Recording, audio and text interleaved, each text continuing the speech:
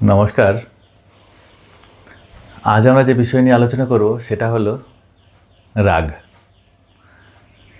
রাগ মানুষের একটি স্বাভাবিক প্রবৃত্তি, কিন্তু যখন রাগ হয় তখন সেটা ঝড়ের মতো আসে, আবার ঝড়ের মতো চলেও যায়।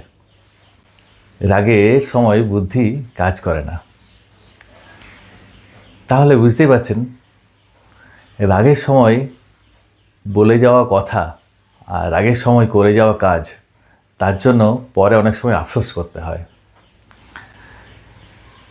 সেই জন্য সহ্য করতে হবে।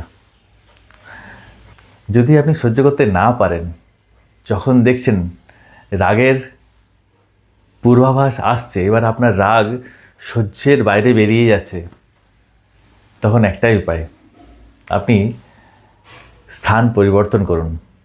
ওই স্থান থেকে একটু কোথাও সরে যান।